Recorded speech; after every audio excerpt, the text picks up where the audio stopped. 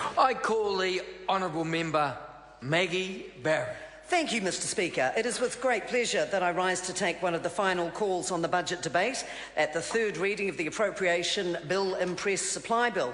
Now, I could be tempted to be derailed, no pun intended really, by the previous speaker, but you know, that one phrase alone, that there are no traffic jams in the school holidays. I used to think the Greens lived on another planet. Now it doesn't even come, I can't come close to guessing where they belong and where they live. They are so completely, totally and utterly out of touch that I'm not going to dignify the nonsense that we just heard from the previous speaker with a response beyond saying it's the usual Fruit Loop rubbish that they come out with. Let's concentrate instead on something that is a matter of substance, and that is Bill English's sixth budget. And what a fair and cautiously optimistic document it was, and one that is also extremely appropriate for managing our fragile economy and its recovery. Now, for those who are unaware, the economy grew at 3.8% this year. That is a fantastic thing. We are looking likely to grow at 4% next year. Now, that compares really favourably when you look around the world. The USA at 2%, around 0.9% in the euro area. These are the kinds of countries that would give a great deal to be in our strong financial position. When you look at what that actually means to individuals, it's all very well to talk about the growth in the economy, 3.8% going up to 4%, okay, but what does it mean? Well, what it means in terms of average wages, when you look at that as a measurement, $3,000 increase in the average wage, which has brought it up to about $55,700, and that's forecast to grow to $62,300, and that will be by the year 2018. So, okay, we're getting higher average wages. What else do we have? We have better situations now when it comes to unemployment. It's 6% now. The Treasury forecasts are saying it will be down to 4.4% in mid-2018. In the past year alone, an extra 84,000 jobs were created across the country, and the Treasury forecasts another 172,000 new jobs over the next 4 years. And that means our children, our people are able to get work. And what does that mean for people who are in impoverished situations, who actually are not getting the sort of deal out of society that they would like to get? Well, when we look at what's happened with welfare into work, that's where we see some really significant gains. 16,000 fewer people are on benefits now than there were in June of last year. Thousands of children, that means, are now growing up in households that are financially independent. Because for young people to get ahead, for young people to get the role models of parents and caregivers in work, that's what they need to have happen, that the parents move off the benefit. Some 30,000 fewer children are now living in benefit-dependent homes compared with just 2 years ago. And on average, let's look at the figures, let's look at the facts and not dwell in the twilight zone of hyperbole and hypotheticals which the opposition get bogged down in, but 1,600 people a week are moving from welfare into work, and some things, Mr Speaker, are priceless. That is a wonderful thing. We're not stopping there, though. When it comes to new funding, $100 million was allocated in this budget, and that was on top of the $188.6 million in the budget last year. That's to support people getting off welfare and into work. There have been a lot of different initiatives around training and employment. 8,000 more employment and work readiness places have been targeted specifically to beneficiaries who are at risk of long-term welfare dependency. We've been trialling new approaches for beneficiaries with complex needs. Youth one-stop shops now provide support to young people, and that has received, under this budget, an additional $8.6 million. $22 million is being put aside for helping people with budgeting, because if they have grown up in welfare-dependent households, if they're not sure what's involved in balancing a chequebook because no one around them's ever been into that unknown territory, then the budgeting services will be helping them with that. And it's an important part of them getting the education and the life skills that they need to be able to manage their own finances and be independent. The cradle-to-the-grave mentality, which the opposition parties have fed upon for decades, generations really, is something that needs to be stopped and needs to be addressed, because it isn't the way that this country needs to be built on with its future. We need to want more for our people. We need to want more for their health, for their education, for their employment prospects. weeks. And that's what this budget has delivered for them.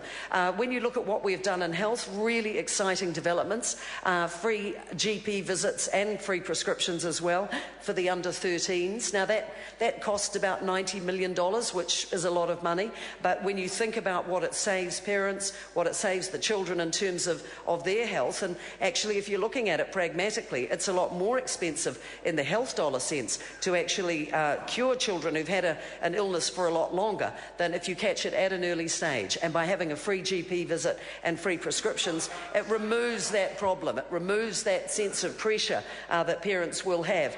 We've also increased the parental tax credit by $70 a week. So that brings it in now at $220 a week. And it's been extended out by 2 weeks to 10 weeks. So the parental tax credit is one part of helping young people out of poverty, and of course there's the paid parental leave, 4 weeks extra there, and we've extended it to caregivers other than parents. And that's a fact that's been lost sometimes in the cacophony of the debate around this, that there are a lot of children in this country who are not brought up by their own parents, and caregivers were not eligible. But under the paid parental leave provisions and the extension of 4 weeks, we've managed to extend that out so that caregivers other than parents, so grandparents who are bringing up their mokopuna, families who bring up foster children. These are the kinds of people who get various allowances, but they're targeted and they're focused, and the children are always at the centre of it. And that's why I think these initiatives have worked so extremely well. Our business growth agenda is something that's really exciting the people in my electorate.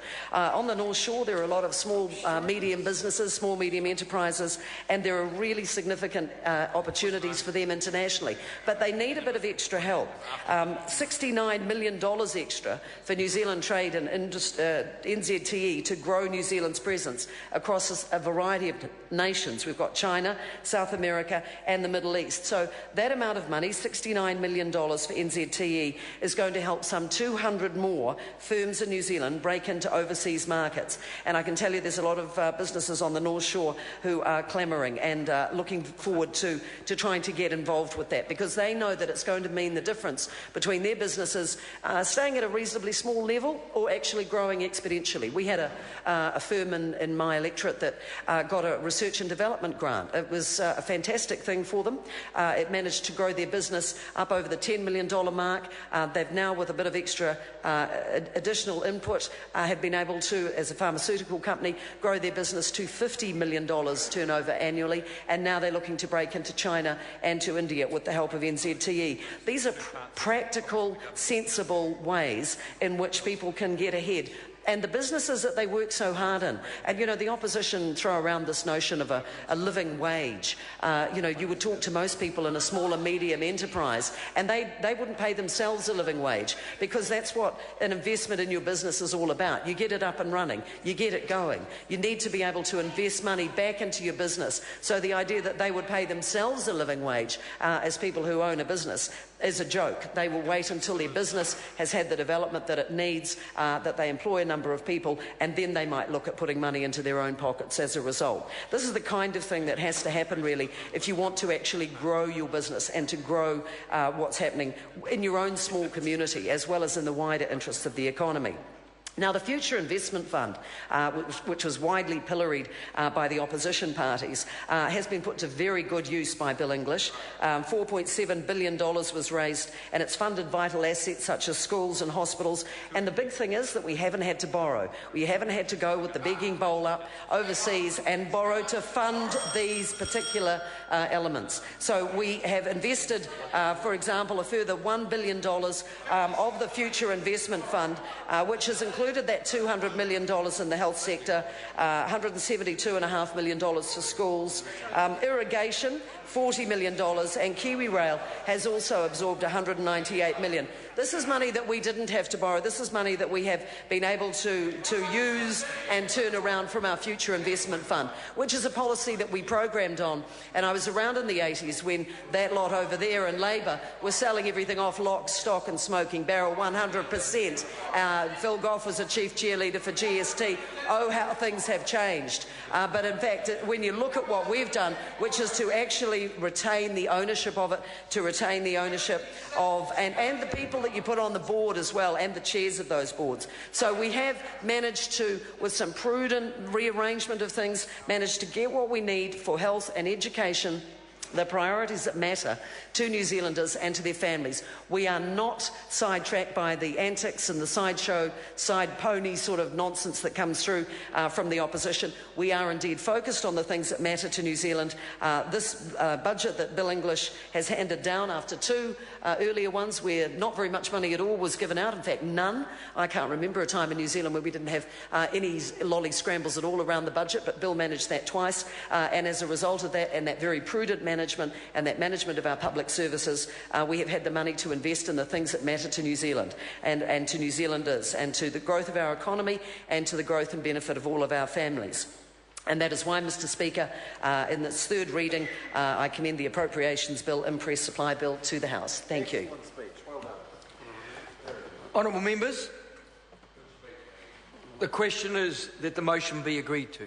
Those who have that opinion will please say aye. Aye. To the contrary, no. The ayes have it. In that case, Mr Ian Lees-Galloway shall have his party vote. The clerk will please conduct one. New Zealand National. 59 votes in favour. New Zealand Labour. 34 votes opposed. Green Party. 14 votes opposed. New Zealand First. 7 votes opposed. Maori Party. 2 votes in favour. Mana. 1 vote opposed. United Future. 1 vote in favour. Brendan Horan. Any other votes?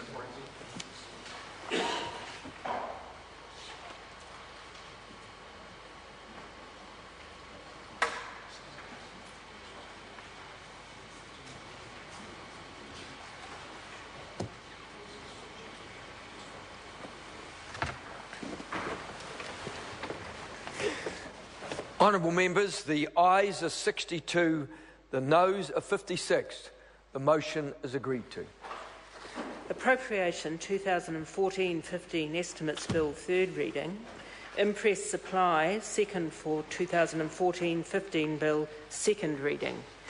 Honourable members, the Imprest Supply, second for 2014-2015 Bill, is set down for third reading forthwith. Mr Speaker. I call the Honourable Minister, Nathan Guy. I move that the Imprest Supply second for 2014-15 Bill be now read a third time. The question is that the motion be agreed to. Those who have that opinion will please say aye. Aye. To the contrary, no. The ayes have it. The ayes have it. Imprest Supply, second for 2014-15 Bill, third reading. Honourable members, having dealt with that government business, I'm therefore going to call on Government Order of the